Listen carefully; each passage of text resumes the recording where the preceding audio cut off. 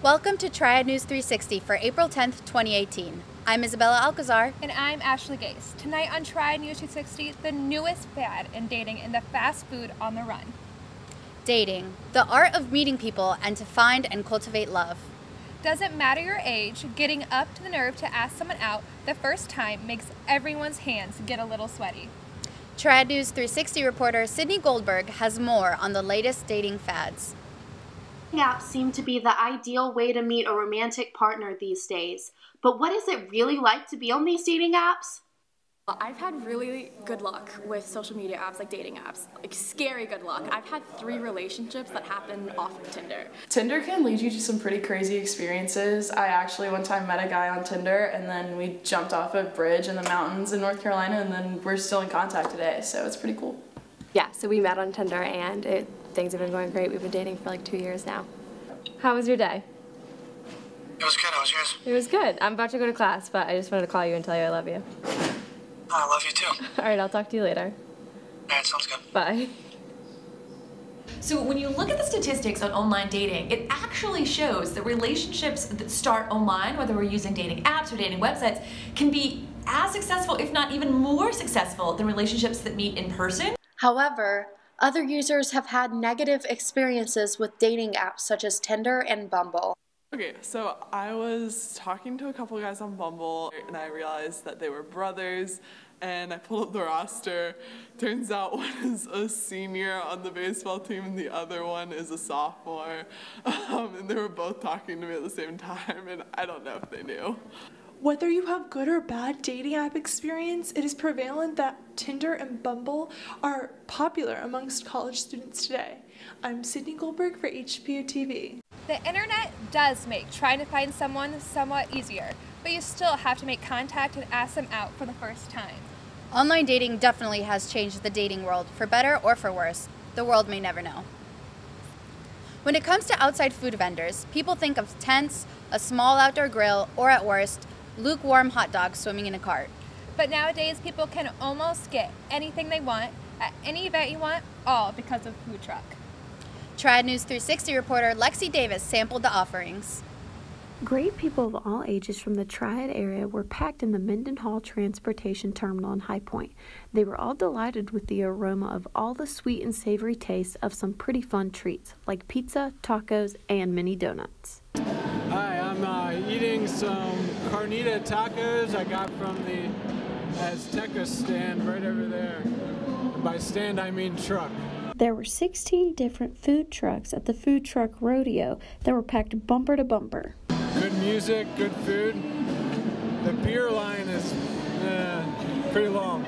They had free face painting, balloon animals, and of course, beer with some live entertainment.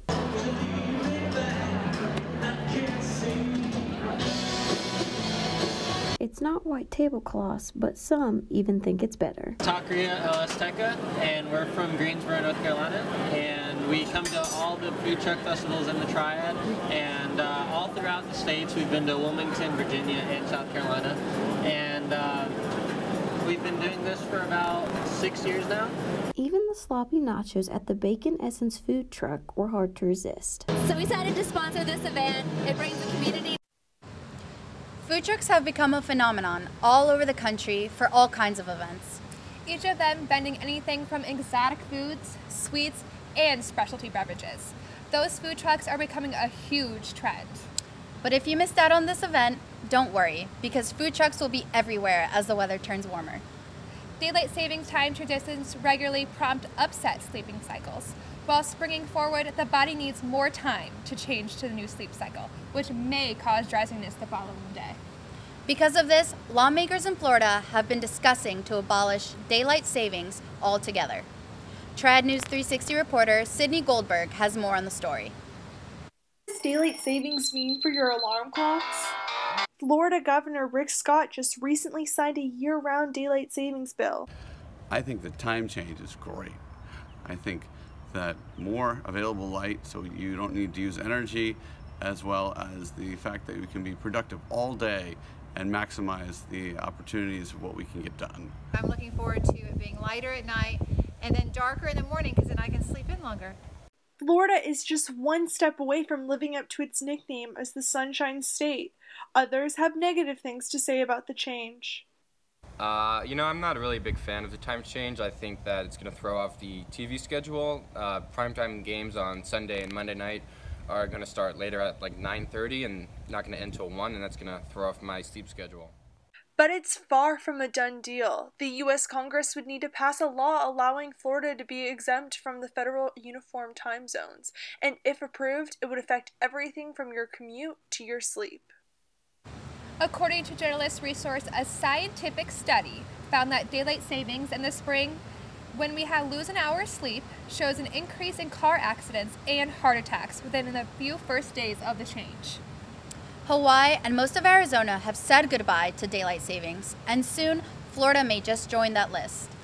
Babies are wonderful, but have you ever thought of the cost behind the pacifier? Though babies are fun and cute, they can burn a hole in your wallet. Triad News 360 reporter Jennifer Evans joins us live with a first-hand experience with exactly how much everything can cost.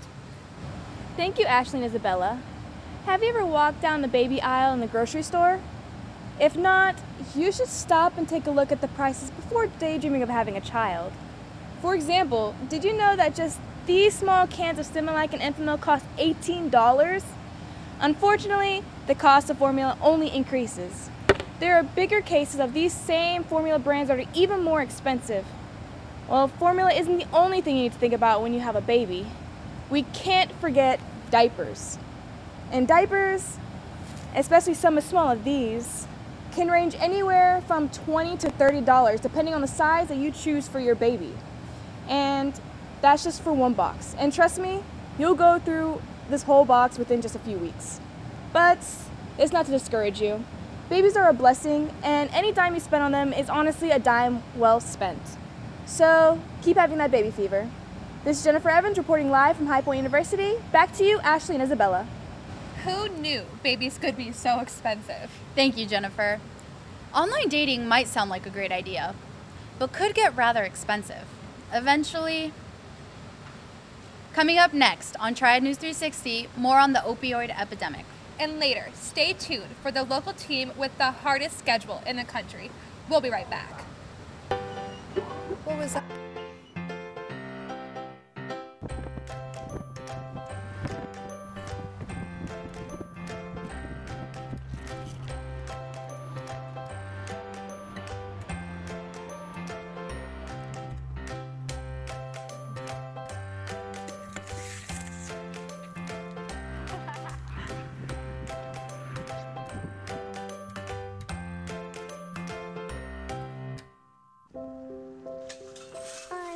To eat apples and bananas. I need to eat apples and bananas. Why can't I eat apples and bananas? Support the Feeding America nationwide network of food banks to help provide meals to those in need. Join us at feedingamerica.org.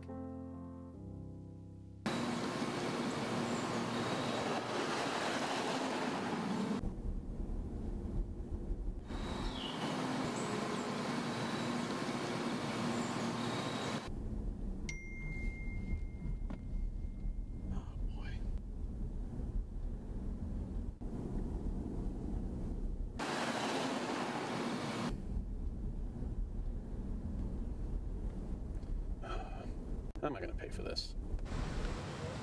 Hello, and welcome to Triad News 360. I'm Isabella Alcazar. And I'm Ashley Gase. Tonight we have a special segment on the drug problem happening in the city of High Point. Triad News 360 reporters Paris Dunford and Ashley Brooke Daniels join us live with a closer look at the crisis that is wrecking families across America. Paris, Ashley Brooke. Opioid addiction is sweeping the country and leaving wrecked families in its wake. Law enforcement has all it can handle, but there's no way they're giving up anytime soon. I spoke with the people who put on the uniforms, and they take up the fight. It's going through a crisis. The opioid epidemic is something that is impacting states and counties all over our country. 316 overdoses were recorded in the High Point area last year in 2017. Here I am standing in front of Caring Services, which is a recovery program for people who are wishing to change their lifestyles. I'm Ashley Burke-Daniels reporting for Triad News 360. From 1999 to 2016, more than 12,000 North Carolinians died from opioid-related overdoses. This crisis began as prescription drugs were prescribed at higher doses and more often, which led to an epidemic ending in heroin addicts. This issue is devastating families and breaking communities. High Point is one of the North Carolina cities that is truly struggling. Deputy Dylan Wiesner discusses his experience from a law enforcement standpoint working for High Point Police Department. I mean, obviously it puts a strain on us and on the public in High Point because they find needles laying on the side of the road. A kid can pick it up and stick himself with a used needle. And it obviously takes resources for us because we're having to respond to these calls and help people that are overdosing on heroin. Wiesner explains that pain medication and heroin does not discriminate. It's pretty bad everywhere right now, but it comes in waves. Like we'll get a couple months where we work a bunch of overdoses and we won't get any for a while. And then another batch will come out where it's got a lot of fentanyl or what have you in it, and it gets worse and people are overdosing again. So it really doesn't have an age that people pick. Really all ages. I've worked some for people 16, 17, 18 years old all the way up in their 50s and 60s. High Point Police Department's goal is to find the source that is distributing to these addicts. I think the biggest thing is for us to be able to find the people that are selling it and distributing it inside High Point and getting rid of them, because I know High Point's a big hub for heroin trade, so that it goes to Thomasville, Greensboro, Winston, all the surrounding cities, and a lot of them come back to High Point. From 1999 to 2016, more than 12,000 North Carolinians died from opioid-related overdoses, according to the North Carolina Health and Human Services. This crisis began as prescription drugs were prescribed at higher doses and more often, which led to an epidemic ending with heroin addicts. High Point is one of these North Carolinian cities that is just truly struggling. High Point is actually considered the heroin capital of North Carolina, according to High Point Deputy Shannon Payne, with 316 opioid-related deaths in 2017 and 51 already in the year of 2018. The majority of these people abusing these types of drugs are actually white females and males, and this demographic of people make up for 300 deaths out of the 316. The most devastating factor is that some children were present to witness these overdoses that resulted in death. 22 out of the 316 of deaths were seen by children. This epidemic is also making our streets even more unsafe, with 14 traffic incidents in 2017 involving people overdosing at the wheel. The opioid epidemic is not only causing problems for law enforcement, but it is devastating families and communities. Triad News 360 has a story on one family that was ruined by addiction. Morgan Goldstein is an average 20-year-old living away at college. Her family life, however, isn't so average. My mother is a drug addict and she has been abusing painkillers since I was in 5th grade about. Goldstein's mother's addiction started by using her children's medications. Her drug addiction essentially split up my parents. My mom cheated on my dad and my parents are now divorced. So it has completely torn apart my family. Goldstein believes that people need to be more cautious when it comes to drugs. The drugs started with my brother. Actually, my younger brother is severely ADHD and he is prescribed Adderall and Concerta. And my dad noticed he was doing really bad in school, and my dad checked his pills one day and they were all gone, and he hadn't been taking pills for the last 6 months. My mom was taking them. Goldstein believes that people need to be more cautious when it comes to drugs. Something that people really need to be aware about, and how I don't think people understand how hereditary it really is. I know, I always watch myself. Morgan hasn't talked to her mom in over 2 years, but her mother's addiction has really brought her brothers and dad to be closer than ever. I'm Paris Dunford, reporting for Triad News 360. Morgan's mother has been 2 years clean, but the damage her addiction has caused to her and her daughter's relationship cannot be repaired. Morgan mentioned that her mom would go away for months at a time to rehab, which caused her to be absent from her children's younger years. Organizations like Caring Services and High Point are trying to give these citizens the help that they need.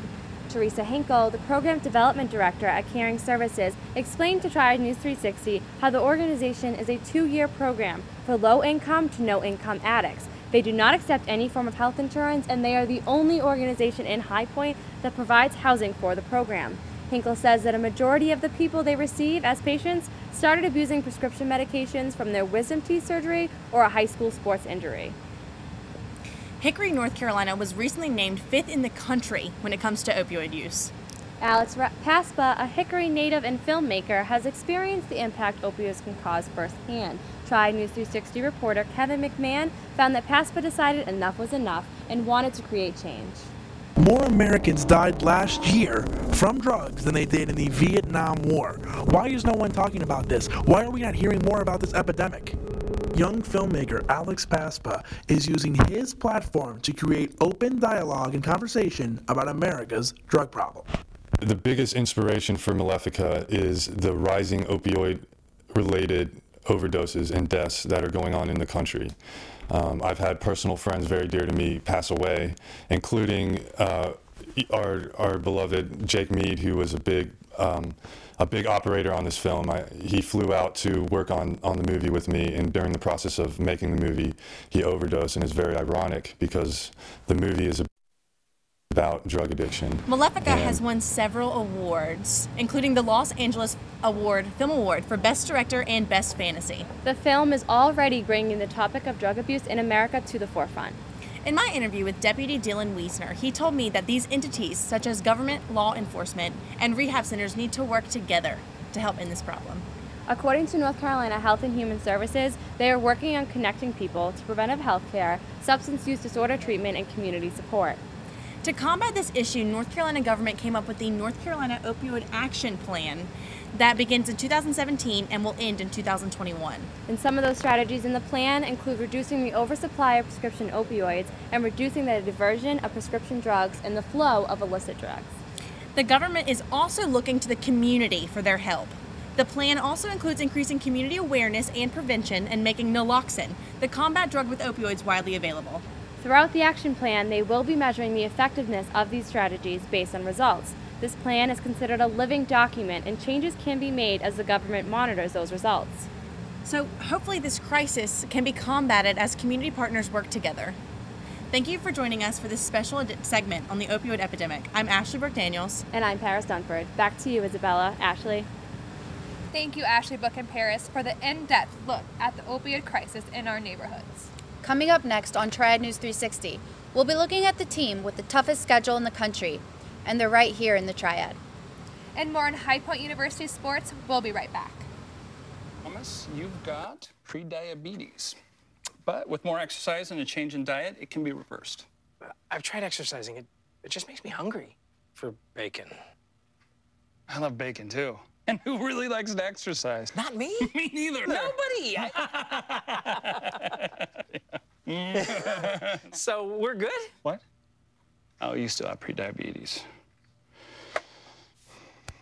Big time.